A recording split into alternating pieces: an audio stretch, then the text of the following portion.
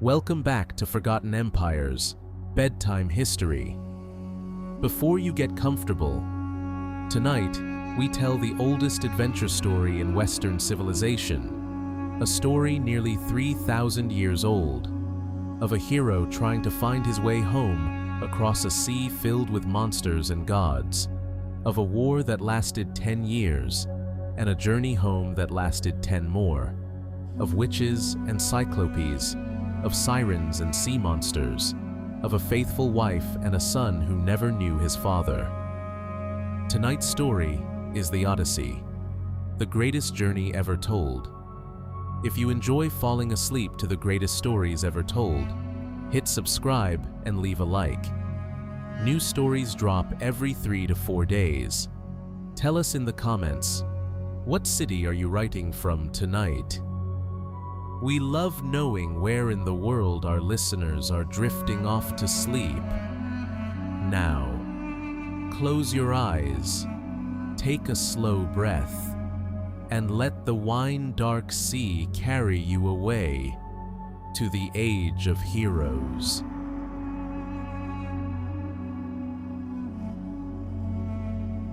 The Odyssey, the greatest journey ever told. Close your eyes. Imagine the sea. The ancient Greeks had a phrase for it, the wine-dark sea, deep and vast and beautiful, and full of danger. Nearly 3,000 years ago, a blind poet named Homer is said to have composed 2 great poems, the Iliad, the story of the Trojan War, and the Odyssey, the story of one man's journey home from that war. These poems were not written down at first.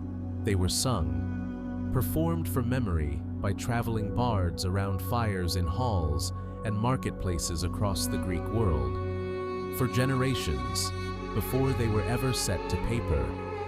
And of all the stories the ancient world produced, none has lasted longer, none has been loved more.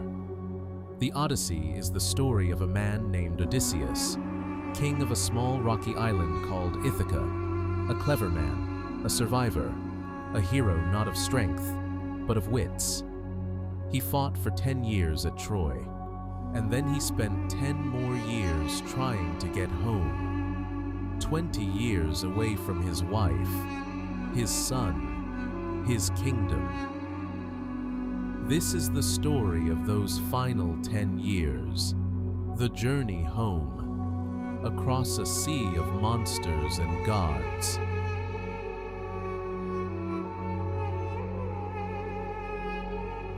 Part 1. The war that started it all. To understand the Odyssey, we must begin with a war, the Trojan War. It began, the legend says, with a golden apple and a beautiful woman. The most beautiful woman in the world was named Helen, wife of Menelaus, king of Sparta, but a prince of Troy named Paris carried her away across the sea. Whether she was taken by force or went willingly, the poets disagree. The kings of Greece had all once sworn an oath to defend Helen's marriage, and so they gathered 1,000 ships, the greatest army the Greek world had ever assembled, and they sailed for Troy. Among them was Odysseus. He had not wanted to go. He had a wife he loved, Penelope, and a newborn son, Telemachus.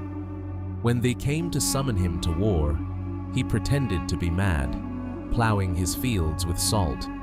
But they placed his infant son in front of the plow, and Odysseus turned aside to avoid the child, revealing that he was sane. And so, he too sailed for Troy. The war lasted 10 years. 10 years of siege outside the great walls of Troy. Heroes rose and fell. Achilles, Hector, Ajax. The greatest warriors of the age died in the dust beneath those walls. And in the end, it was not strength that won the war. It was a trick, Odysseus's trick. The Greeks built an enormous wooden horse. They hid their best warriors inside it, and they pretended to sail away, leaving the horse as an offering to the gods.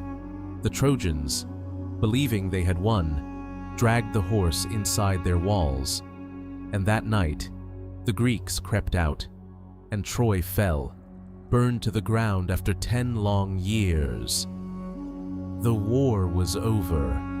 The heroes could go home, and for most of them, the journey was simple.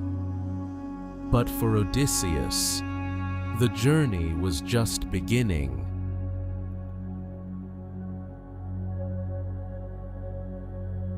Part 2. The Anger of the Sea God. The gods had watched the Trojan War with great interest. Some favored the Greeks, some favored the Trojans.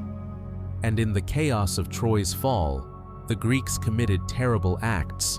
They desecrated temples. They showed no mercy.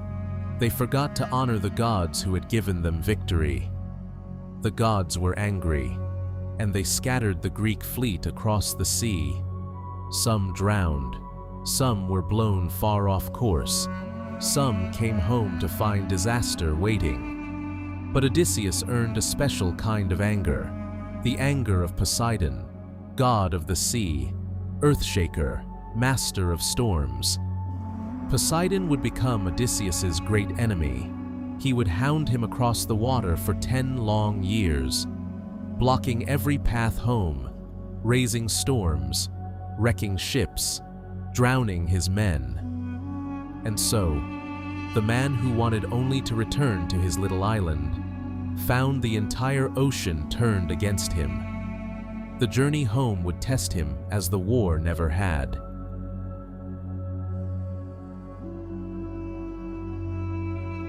Part 3.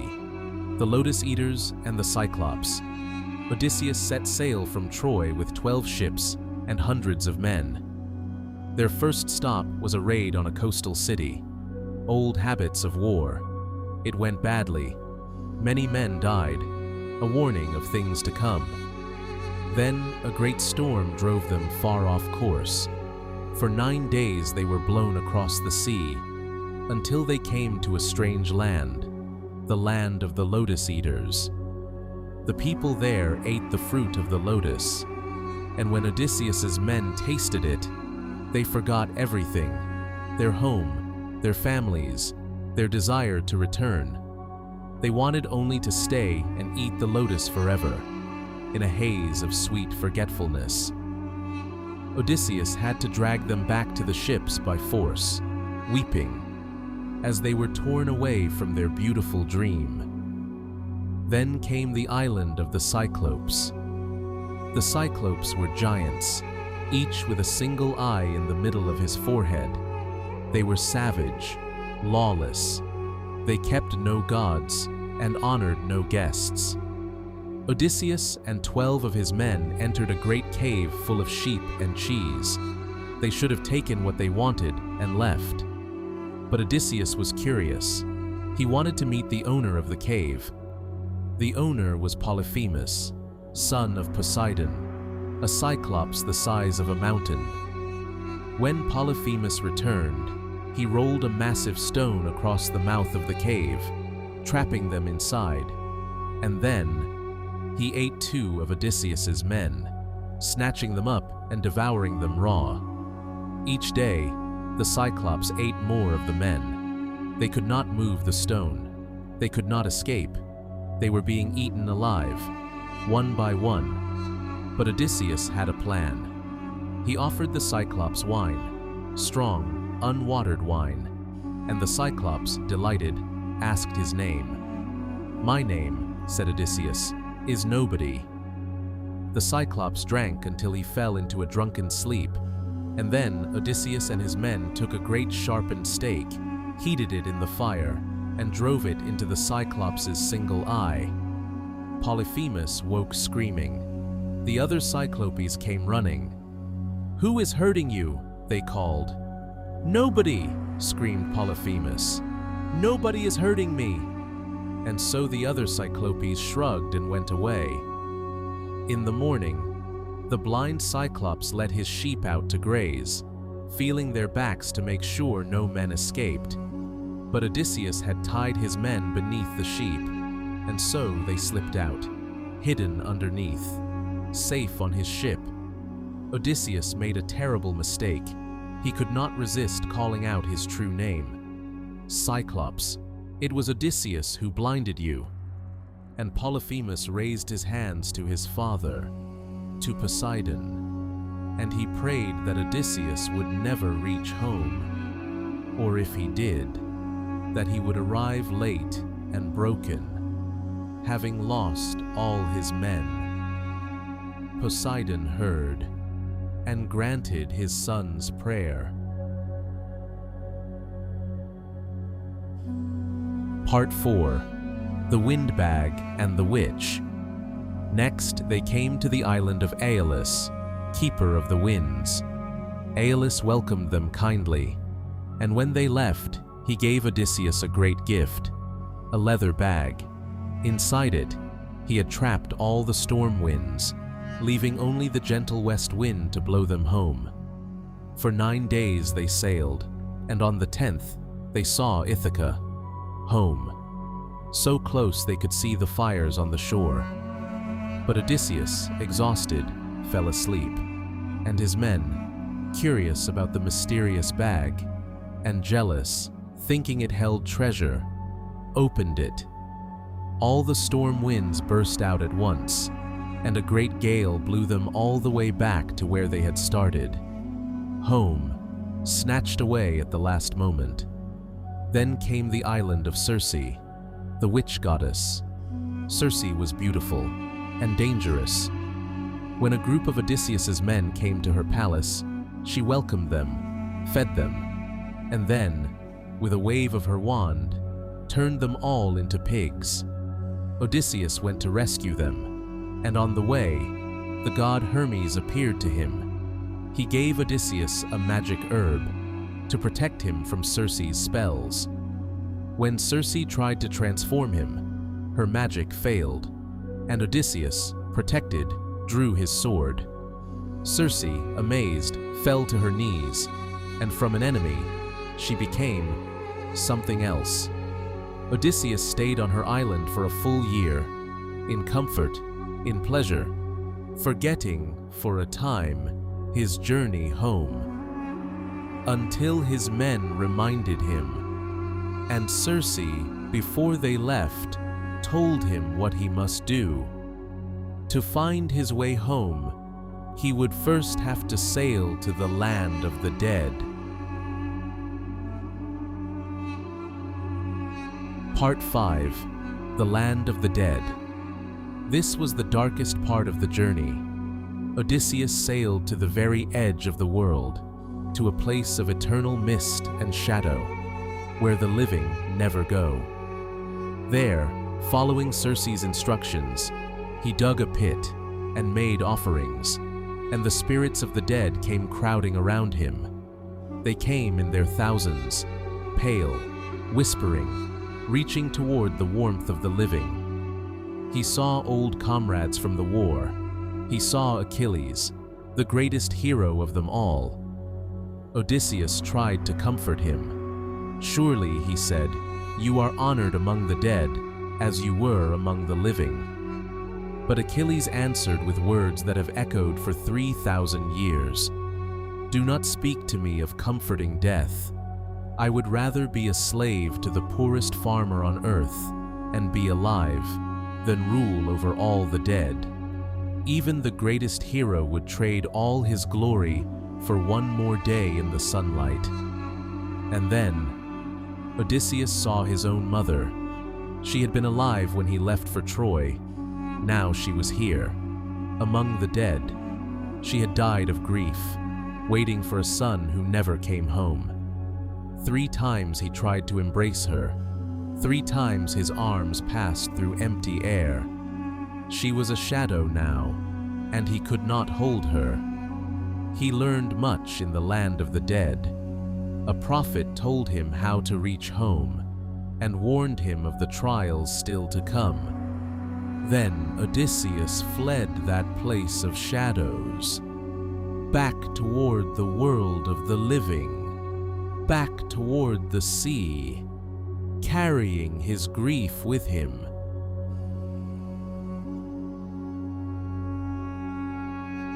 Part 6. The Sirens and the Monster.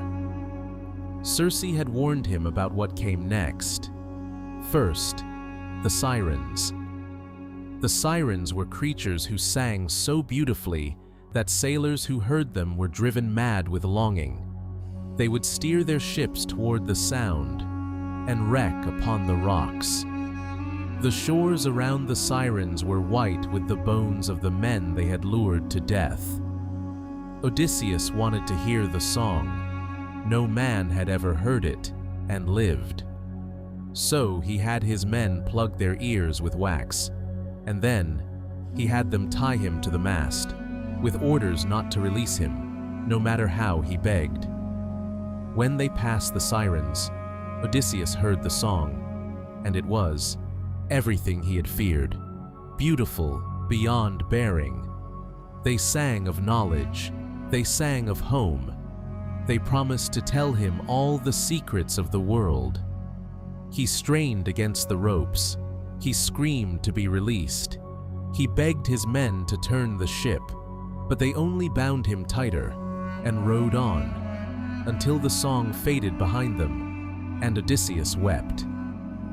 Then came the worst passage of all, a narrow strait between two monsters. On one side, Charybdis, a whirlpool that swallowed the sea 3 times a day. Any ship caught in it was lost completely. On the other side, Scylla, a monster with 6 heads on 6 long necks, living in a cave in the cliff. There was no safe path. To avoid the whirlpool, they had to sail close to Scylla, and as they passed, the 6 heads struck and snatched 6 men from the deck. Odysseus heard them screaming his name as they were lifted into the air, as they vanished into the cave. It was, he said, the most pitiful thing he saw in all his wanderings, and he could do nothing at all, but sail on and leave them to their deaths.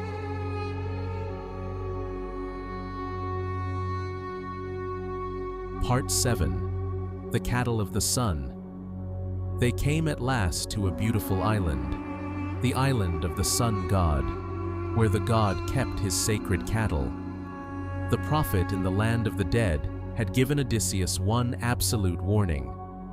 Do not touch the cattle of the sun. Whatever you do, however hungry you are, leave them alone. Odysseus wanted to sail past, but his men were exhausted. They begged to rest on the shore, just for one night. Odysseus agreed. It was a mistake. A storm came and trapped them on the island for a month. Their food ran out. They grew thin, desperate, starving. And one day, while Odysseus slept, his men gave in. They killed the cattle of the sun and ate. The sun god was enraged. He demanded that Zeus punish them, or he would take his light down to the underworld and shine among the dead instead. And Zeus agreed. When they finally sailed away from that island, Zeus sent a thunderbolt. It shattered the ship, and every man drowned, every single one, every man, except Odysseus. He alone survived, clinging to a piece of wreckage, because he alone had not eaten the forbidden cattle. He had lost them all now.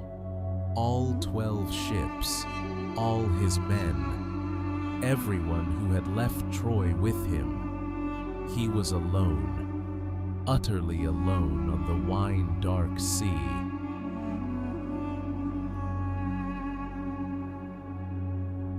Part 8. The Prison of Paradise. Odysseus drifted for 9 days, clinging to wreckage, half drowned, more dead than alive. And on the 10th day, he washed ashore on a beautiful island, the island of Calypso. Calypso was a goddess, a nymph of extraordinary beauty, and she fell in love with Odysseus. She nursed him back to health, and then she would not let him go. For 7 years, Odysseus lived on her island, a paradise of forests and springs and soft sea air. Calypso offered him everything: comfort, pleasure, and even immortality. She offered to make him a god, to live with her forever, young and beautiful, never to age, never to die. And Odysseus said no. Every day, he went down to the shore, and he sat on the rocks, and he looked out across the sea, toward home, and he wept. He did not want to be a god. He did not want to live forever in paradise. He wanted his wife. Growing older, as he was growing older, he wanted his rocky little island, his son, his home. He wanted his own mortal life, however hard, however brief. There is something profound in this refusal. Odysseus was offered the thing that all humans fear death would deny them: eternal life, and he turned it down for love, for home, for the ordinary human life he had lost. Finally, the gods took pity on him. Athena, who had always loved him, pleaded his case before Zeus, and Zeus commanded Calypso to let him go. She wept, but she obeyed. She helped him build a raft, and she watched him sail away from immortality back toward his mortal, fragile, precious human life.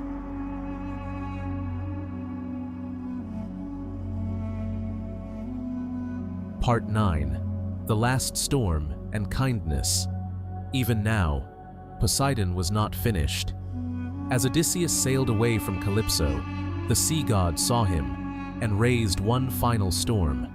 The waves smashed his raft to pieces. For 2 days, Odysseus swam, battered, freezing, drowning, and at last, broken and naked and half dead, he crawled ashore on the island of the Phaeacians. The Phaeacians were a gentle, generous people, great sailors, beloved of the gods. A young princess named Nausicaa found him on the beach, and instead of fear, she showed him kindness.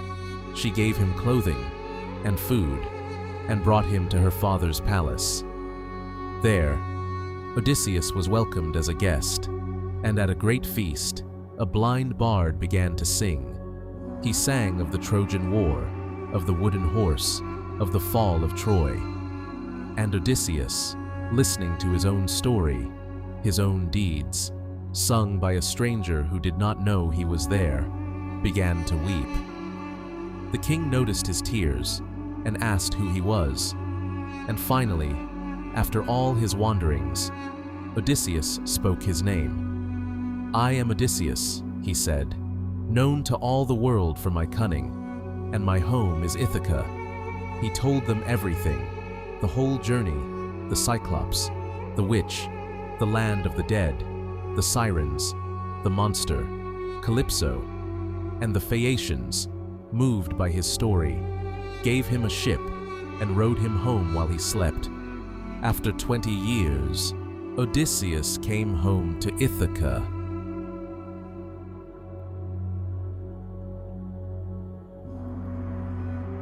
Part 10. The Homecoming. But home was not as he had left it. While Odysseus was away, his palace had been overrun. More than 100 men, young nobles of Ithaca and the nearby islands, had moved into his home. They believed Odysseus was dead, and they wanted to marry his wife, Penelope, and take his kingdom. These were the suitors. They lived in Odysseus's palace, ate his food, drank his wine, abused his servants, day after day, year after year, waiting for Penelope to choose one of them. But Penelope would not choose. For years, she had held them off with a trick. She said she would choose a husband once she finished weaving a burial shroud, and every day she wove. But every night, in secret, she unraveled her work. So the shroud was never finished, and she was never forced to choose. She was as clever as her husband, and as faithful. 20 years she had waited. 20 years she had kept hope alive.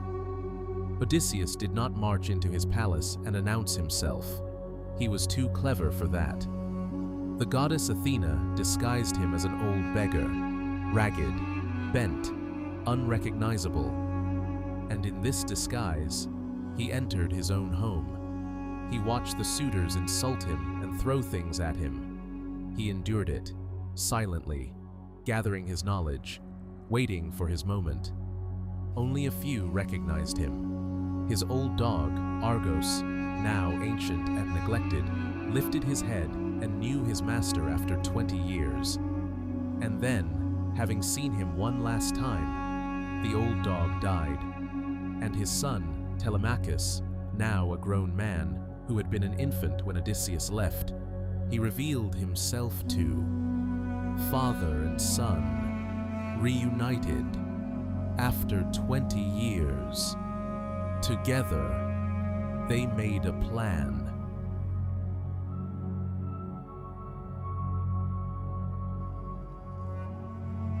Part 11. The Reckoning. Penelope, still not knowing the beggar was her husband, announced a contest. She brought out the great bow of Odysseus, a bow so powerful that only he could string it. Whichever suitor could string the bow and shoot an arrow through the holes in 12 axe heads lined in a row, she would marry. One by one, the suitors tried, and one by one, they failed. None of them could even bend the bow. And then, the old beggar asked to try. The suitors laughed and mocked him, but he took up the bow and he strung it easily, as a musician strings a lyre. And then he fired. The arrow flew clean through all 12 axe heads, and the room fell silent. Odysseus threw off his rags, and the suitors saw who stood before them. Not a beggar, the king, home at last. What followed was a reckoning. Odysseus, his son, and 2 loyal servants blocked the doors, and in the great hall of his palace, Odysseus took his revenge on the men who had devoured his home. It was terrible and complete. None of the suitors survived. And then, at last, Odysseus stood before Penelope, but she did not run to him. For 20 years she had guarded her heart, and she was cautious.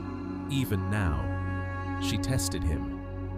She ordered a servant to move their marriage bed outside the bedroom, and Odysseus grew angry, for he knew that bed could not be moved. He had built it himself, around a living olive tree rooted in the ground. It was their secret, known only to the 2 of them. And when he described it, Penelope knew. This was truly her husband, come home at last, and she ran to him and put her arms around him and would not let go. 20 years of waiting, over. That night, Athena held back the dawn to give them a longer night together after 20 years apart.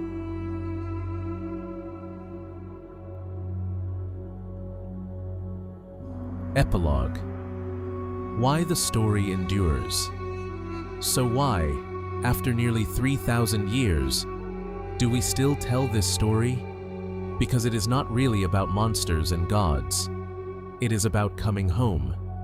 Every one of us, in some way, is on a journey home, trying to return to something we have lost, trying to find our way back to where we belong. Odysseus faced Cyclops and Sirens. We face different monsters, but the longing is the same, the desire to return, to be known, to come home and be welcomed. The Odyssey is also about the value of an ordinary life. Remember, Odysseus was offered immortality, and he refused it. He chose his mortal wife, his aging body, his rocky little island, his brief, difficult, human life, over eternity in paradise.